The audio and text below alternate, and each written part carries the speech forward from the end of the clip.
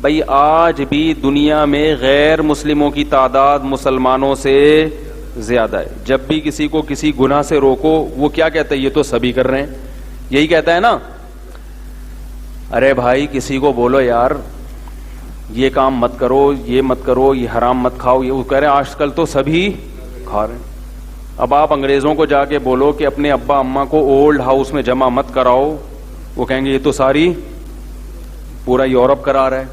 ان سے بولو گناہ ہے, قیامت کے دن اللہ پوچھے گا, کہیں گے جہاں اتنوں سے پوچھے گا تو ہم سے بھی پوچھ لے گا. یہی بولیں گے نا وہ, بھئی اتنے سارے جہنم میں جائیں گے. تو کلچر ماحول سے انسان متاثر ہوتا ہے.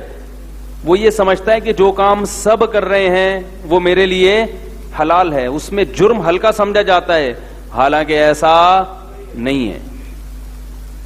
ہاں کچھ کام ایسے ہیں, کچھ احکام شریعت کے ایسے ہیں کہ اگر سب کرنا شروع کر دیں تو وہ حکم ہی چینج ہو جاتا ہے.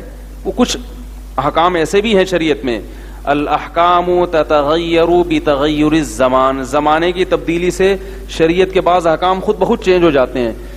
وہ کون سے احکام ہیں ابھی اس کی ڈیٹیل میں نہیں جاؤں گا.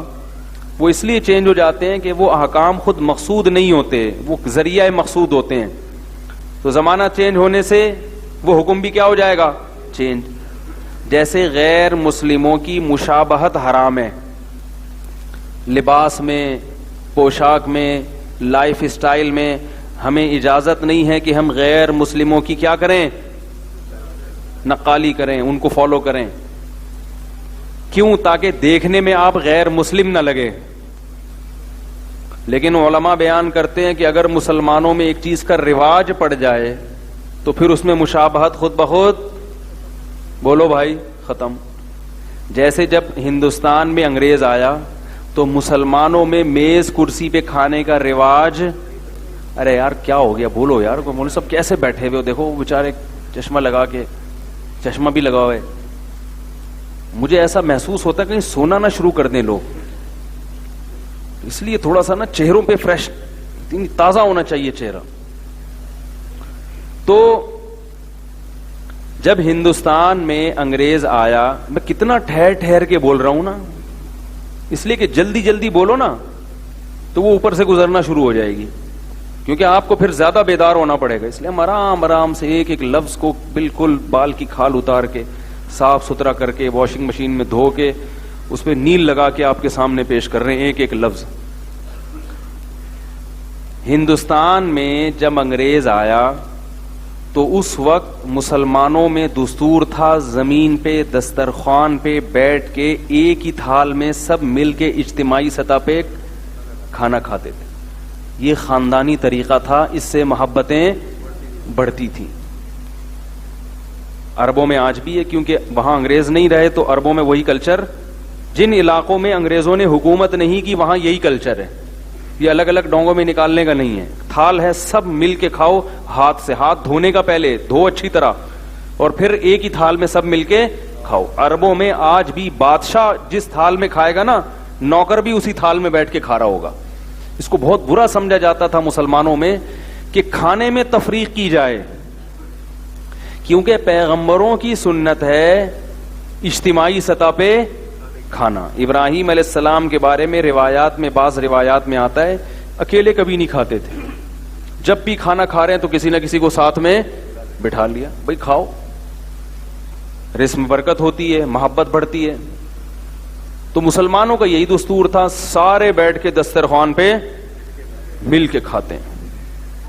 اب بھی مل کے کھاتے ہیں, مگر بہنوں کی وراثت, جائیداد, رشوت, یہ چیزیں مل کے کھاتے ہیں. اور جب حلال کھانے کی باری آئے گی تو پھر مل کے سب بھائی مل کے بہن کی وراثت کھاتے ہیں. تو انگریزوں کے آنے سے پہلے جو ہے نا کوفتے کباب بھی مل کے کھانے کا رواج تھا. تو سارے بہویں اور بھابیاں اور داماد اور سب رشتے دار بیٹھ کے, اور زمین پہ جو مالدار تھے نا وہ بھی, اور غریبوں اور مسکینوں کی بات نہیں, بڑے بڑے مالدار لوگ یہ کام کرتے تھے. بادشاہوں کے ہاں ایسا ہوتا تھا.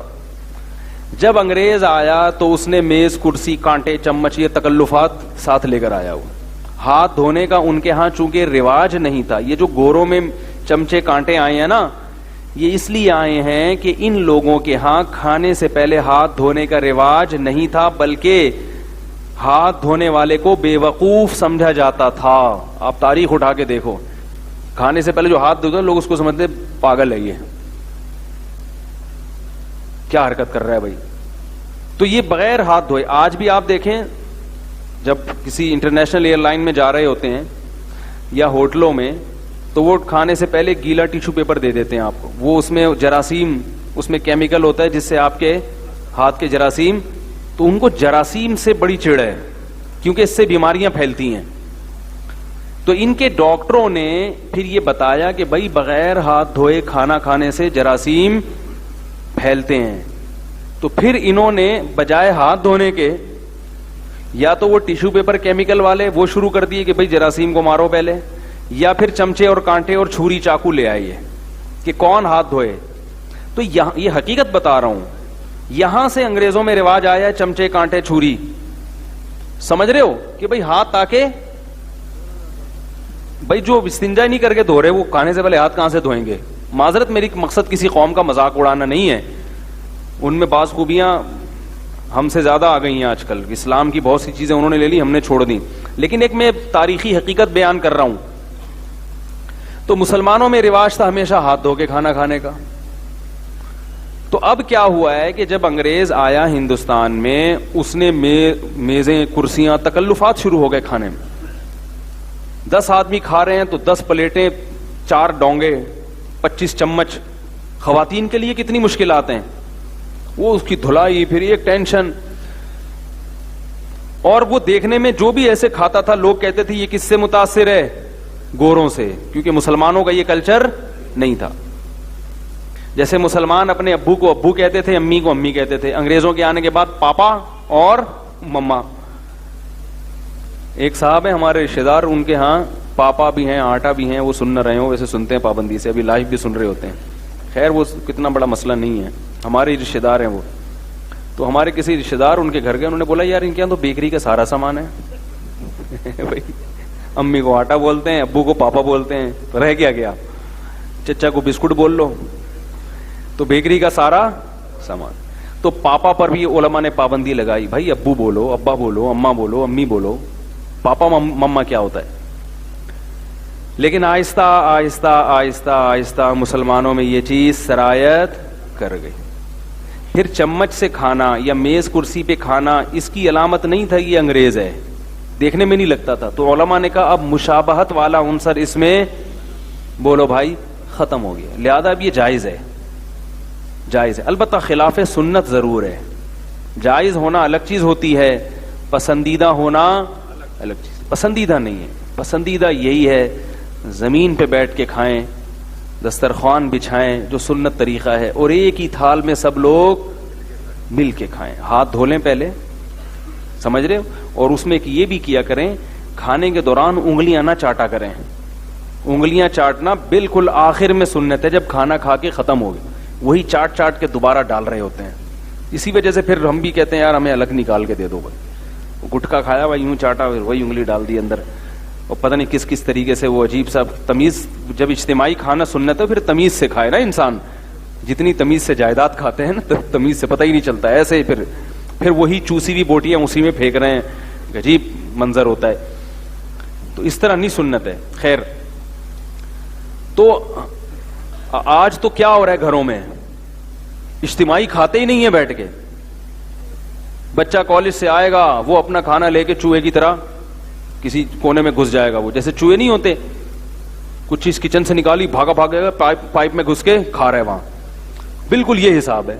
وہ اپنا آیا کچن سے، فریج سے کچھ نکالا، ادھر گھس گیا کونے میں. بیٹی آ رہی ہے کالج سے، وہ ادھر گھس گئی.